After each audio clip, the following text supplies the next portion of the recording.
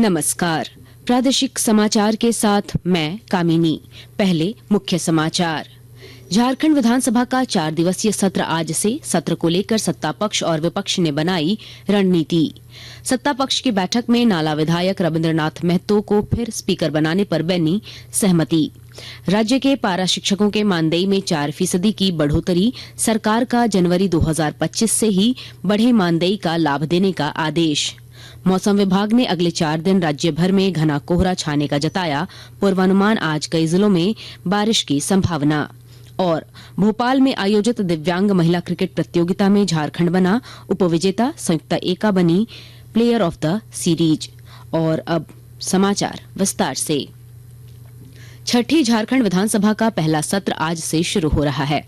12 दिसंबर तक चलने वाले इस सत्र के पहले 2 दिन नवनिर्वाचित विधायकों का शपथ ग्रहण होगा। इसके बाद स्पीकर का चुनाव होगा।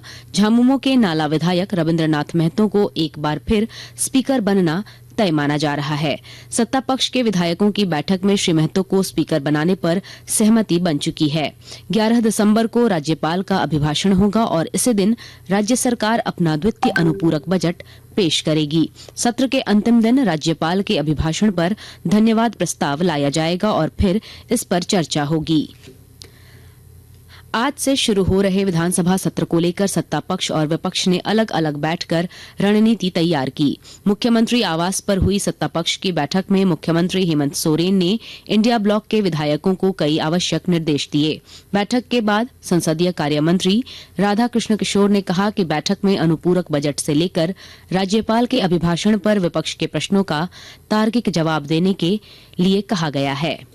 महत्वपूर्ण कार्य का निष्पादन होगा इस लघु सत्र में। एक तो अध्यक्ष पद का चुनाव होगा और दूसरा राज्यपाल जी के अभिभाषण पर वाद विवाद होगा और सेकंड सप्लीमेंट्री बजट पर भी चर्चा होगी। लोगों को तैयार होने का निर्देश दिया गया है हेमंत सोरेन सरकार की। उन उपलब्धियों की चर्चा करिए, जो बातें रखी जाएंगी उसका पूरा जवाब सत्ता पक्ष देगी।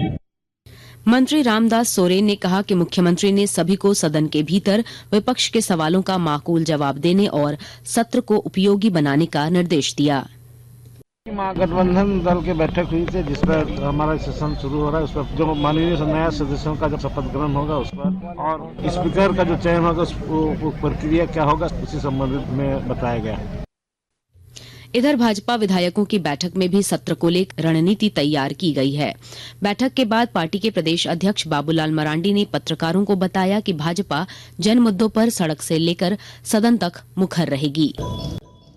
लेकिन झारखंड की जो जन मुद्दे है, जो समस्या इस वक्त है, तो आगे के लिए भी जो कि हमारे विधायक पार्टी के एक प्रकार से चेहरा होते हैं। विधायक जन समस्याओं को लेकर के सदन में नहीं बल्कि सड़क पर भी देखना चाहिए। क्षेत्र में भी, चाहे वो गिरते कानून व्यवस्था की मामला हो, चाहे वो डेवलपमेंट से जुड़ा हुआ मामला हो या करप्शन का मामला हो, यानी जो भी विषय हो जो आम जनता को जिससे तकलीफें होती है, हम उन तकलीफों को दूर करने के लिए हमारे विधायक, हमारे पार्टी के नेता सारे लोग, लेकिन विधायक जो कि जनता के प्रतिनिधि होते हैं, तो हम सब लोगों ने ये सारे विषय को लिए हैं। राज्य के 58,000 पारा शिक्षकों के मानदेय में जनवरी 2025 से 4% की बढ़ोतरी होगी। इस सिलसिले में स्कूली शिक्षा एवं साक्षरता विभाग ने सभी जिलों के उपायुक्तों को पत्र जारी किया है। पत्र में कहा गया है कि प्रतिवर्ष मानदेय में तय राशि की बढ़ोतरी की जाएगी।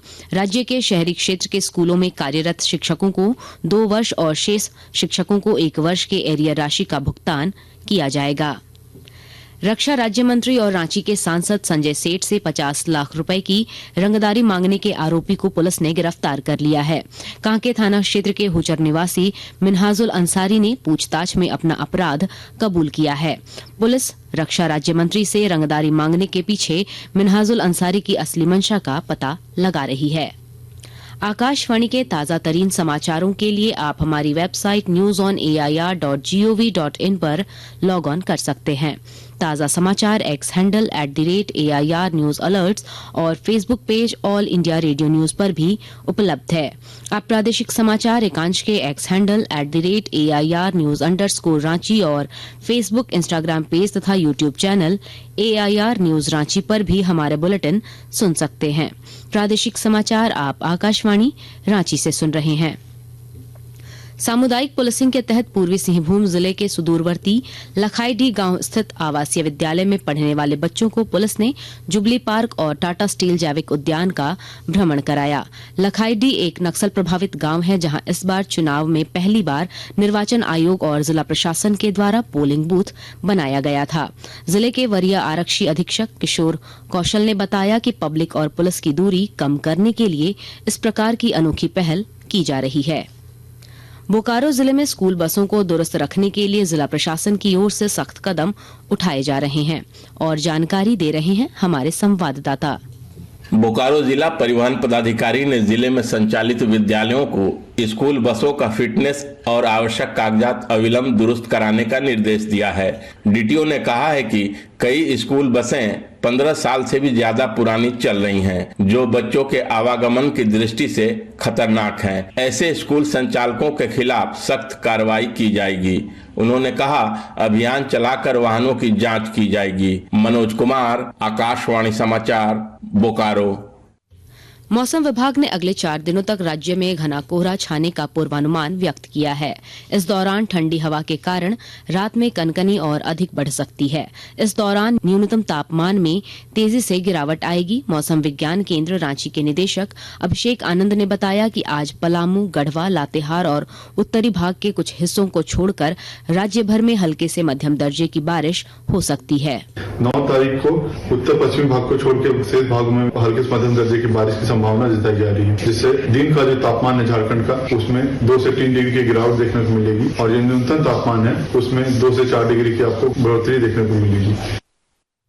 भोपाल में आयोजित दिव्यांग महिला क्रिकेट प्रतियोगिता में झारखंड की टीम उपविजेता बनी है। फाइनल के रोमांचक मुकाबले में झारखंड की टीम को मध्य प्रदेश के हाथों 5 रन से हार का सामना करना पड़ा।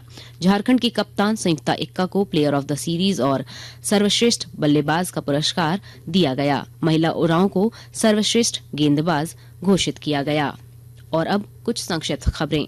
सरायकेला खरसावां जिले में पुलिस द्वारा अफीम की खेती को लेकर ग्रामीणों को जागरूक किया जा रहा है। इस सिलसिले में सुदूरवर्ती क्षेत्र कुचाई और खरसावां में अफीम की खेती के दुष्प्रभावों से लोगों को अवगत कराया गया। संस्कार भारती की हजारीबाग इकाई द्वारा कला उत्सव का आयोजन किया गया। इस कार्यक्रम में नृत्य, रंगोली, पेंटिंग से जुड़ी विधाओं को लेकर प्रतियोगिता का आयोजन किया गया। सीसीएल की टंडवा स्थित मगध परियोजना के कामगारों ने संडे कटौती का विरोध किया है। कामगारों का कहना है कि संडे कटौती का फैसला वे स्वीकार नहीं करेंगे। चतरा जिले के टंडवा प्रखंड क्षेत्र के सेरनदाग स्थित सामुदायिक भवन में Coal India Limited, central coalfields limited और रूट्स फाउंडेशन के संयुक्त तत्वाधान में हरित समृद्धि पहल का औपचारिक शुभारंभ किया गया। और अब अखबारों की सुर्खियां। रांची से प्रकाशित सभी प्रमुख अखबारों ने आज से शुरू हो रहे झारखंड विधानसभा सत्र और इसे लेकर सत्ता पक्ष और विपक्ष की बैठकों की खबर को प्रमुखता से प्रकाशित किया है। दैनिक भास्कर ने लिखा है, बदली सी दिखेगी सदन की तस्वीर, ना नेता प्रतिपक्ष होंगे ना मनोनीत विधायक। हिन्दुस्तान की सुर्खी है, विधानसभा का पहला सत्र आज से, पक्ष विपक्ष तैयार। प्रभात खबर लिखता है, विधानसभा सत्र आज से, रविन्द्रनाथ फिर बनेंगे स्पीकर। दैनिक जागरण के शब्द हैं, फिर से विधानसभा अध्यक्ष बन सकते हैं रविन्द्रनाथ महतो। रांची एक्सप्रेस की सुर्खी है, झारखंड में बढ़ेगी ठंड, बारिश की संभावना। अंग्रेजी अखबार द टाइम्स ऑफ इंडिया और हिंदुस्तान टाइम्स ने सीरिया में बगावत की खबर को पहले पन्ने की सुर्खी बनाई है। अंत में मुख्य समाचार एक बार फिर। झारखंड विधानसभा का 4 दिवसीय सत्र आज से, सत्र को लेकर सत्ता पक्ष और विपक्ष ने बनाई रणनीति। सत्ता पक्ष की बैठक में नाला विधायक रविन्द्रनाथ महतो को फिर स्पीकर बनाने पर बनी सहमति। राज्य के पारा शिक्षकों के मानदेय में 4% की बढ़ोतरी, सरकार का जनवरी 2025 से ही बढ़े मानदेय का लाभ देने का आदेश। मौसम विभाग ने अगले 4 दिन राज्य भर में घना कोहरा छाने का जताया पूर्वानुमान, आज कई जिलों में बारिश की संभावना। और भोपाल में आयोजित दिव्यांग महिला क्रिकेट प्रतियोगिता में झारखंड बना उपविजेता, संयुक्ता इक्का बनी प्लेयर ऑफ द सीरीज। इसके साथ ही आकाशवाणी रांची से प्रादेशिक समाचार का ये बुलेटिन समाप्त हुआ। नमस्कार।